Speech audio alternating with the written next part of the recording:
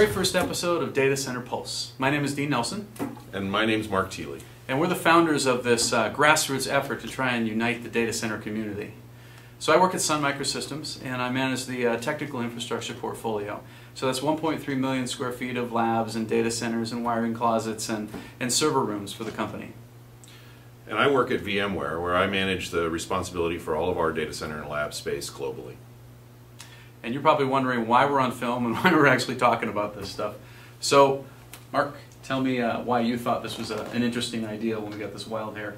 Well, from my perspective, there's a lot of little things that make this idea interesting. And one of them is that many of us go to conferences to try to find new information about the industry, try to find out what our peers are doing and see how we can get value from that. But unfortunately, the vast majority of the conferences that I've attended recently, and I'm sure most of you in the audience have felt the same thing, are largely focused towards the vendor. Yeah. And while there's always a nugget you can take away from it, some of the real opportunities are associated with the people that you should be able to meet at these conferences, people that do work similar to you. Yeah, and I get sick and tired of just all the bombardment of stuff that comes from the different vendors, and there's too many vendors at the conferences. There's not as many end users, and you know, I think when we started this, it was all about how can we go back and reach our peers in the industry and have a meaningful conversation without figuring they've got to get something sold to them. Absolutely. How many times have you sat down at a table for lunch at a conference only to have the only person talking at the table someone who's trying to sell you something? Right, because they're usually the slickest people at the table, the That's sales right. folks. So anyway, we decided a while ago, just 18 days ago, I think, right? 18 days. That we're going to start this group, and it was really just use a social network and put things together so we could go back and have these conversations. So I travel a lot all around the world, and this is really to support the portfolio for Sun. And I meet a lot of people around there with great ideas and really talking to other peers in the industry, because I don't sell anything for the company. I just go back and talk about what we do with our portfolio and share information with others in the industry. But that pulse, that information about what people are seeing in their own data centers and that link with the customers, I just realized as my network started to grow with all these contacts, we should really be getting together and talking. And it's a global environment. It's not just the people in Silicon Valley, or if you're down in Los Angeles, it's really the world itself. And so I wanted to connect all those people together. So when Mark and I started talking about it, we said, let's go see if we can drive the data center industry really from an end user perspective. And this has no affiliation with anything. Nope. Right? Neither one of us are trying to sell anything. So I'm on the AFCOM board for Northern California, but I'm not promoting AFCOM. I'm working at Sun, but I'm not trying to sell Sun hardware. This is all just about getting together and having a discussion around the data centers and challenges that we have within there, and ideas. Absolutely. Right. And so a lot of those same principles apply to me as well. I've spent many years in the industry and always valued the input I got from not only the team that I worked with, but many of the people that I've met in the industry and the opportunities they've presented to me. And this is a way for us to eat, surprisingly. But this is an opportunity for us to pull that information together, as Dean tried to point out, and try to coalesce it into something that can be meaningful and useful for everyone. And as he pointed out, I think most importantly is to help drive the industry towards solutions that make it easier to run these large compute farms that many of us have. Right, and I think it's anything, whether you're doing a simple server room back out to a high-performance computing grid. All the challenges are across the board there. Everybody's Absolutely. got challenges in there. Yeah. So why don't you tell a little bit about where we are with Yeah, so things? it's been pretty exciting already. We've got a wide cross-section of folks. We've got people from over 70 companies, ranging from Adobe to... But it's been 18 days, right? Yeah, So 18 days. And by the way, Mark handles all the...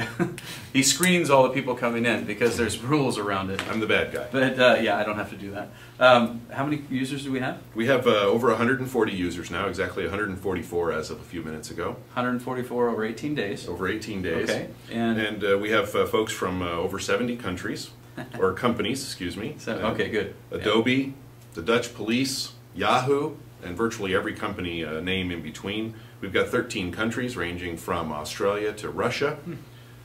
We've got somewhere in the neighborhood of 7 to 10 people joining a day.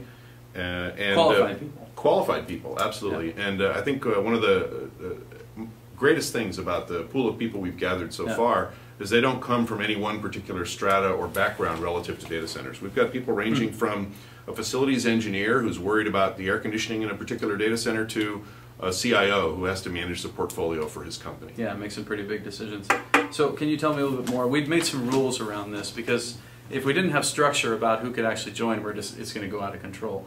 So how you filter when the people are coming back in there? Absolutely. So one of the first things that I use, of course, when somebody's requests to be able to join the group is determine what they do on a daily basis. And the first place I'm going to look, of course, is the LinkedIn profile. Yeah. Depending on what the LinkedIn profile says, I measure it against, do they appear to be someone who is working in and around a data center, either from as high level as a strategy or architecture perspective, a pure ownership perspective, all the way down to someone who just has to live within a data center every day, like a sysadmin or a facilities engineer.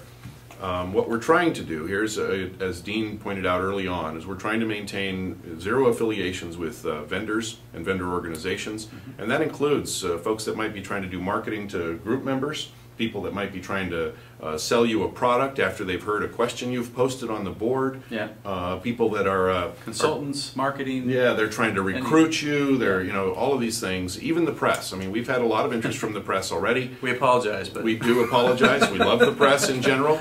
But we really want to maintain an environment that's very easy for people to talk in and where they don't feel like they are at risk if they say something that they shouldn't. Yeah, and I think so. What you've heard here really is, if you're a consultant in the industry, if you're going back and consulting with other people to do things, you're not going to be able to join the group. This is about people that are in the data center on a daily basis, either from a strategy perspective, end user, design for that, operations, maintenance, all those pieces around the data center, the people that live, eat, and breathe this stuff. So how many people have you denied so far? Oh, I've denied probably upwards of 40 people. I don't have the exact count as of today, but it's upwards of 40 people.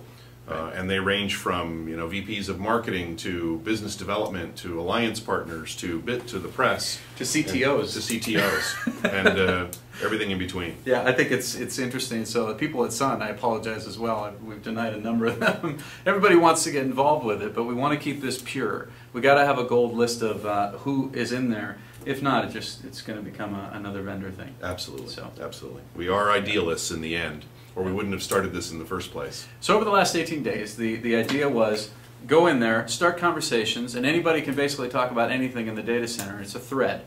And when we create that question, and then a bunch of people answer to it, we now take this content, and datacenterpulse.com is the site that this stuff's going to be posted to. You can take a look there, and matter of fact, the streaming video from this will be there. But we're going to take that content, that thread, as it's written, strip out the names of the companies, strip out the names of the people, and any connotations in there about, you could guess who it was, and then post it out to the internet so that everybody in the industry can actually enjoy it and utilize it and analyze it however they want to. So the vendors and the consultants out there, they can kind of see what's going on within this community. Now we've got 140 members right now. Yep. The goal is to get to 1,000 members by the end of the year. And then we believe there's going to be, that's where you're just going to get a mountain of dialogue going back and forth. So we've already gotten, even with this small customer community we have so far, end user community, we've already gotten questions ranging from something as seemingly narrow as wide racks or narrow racks in your data center.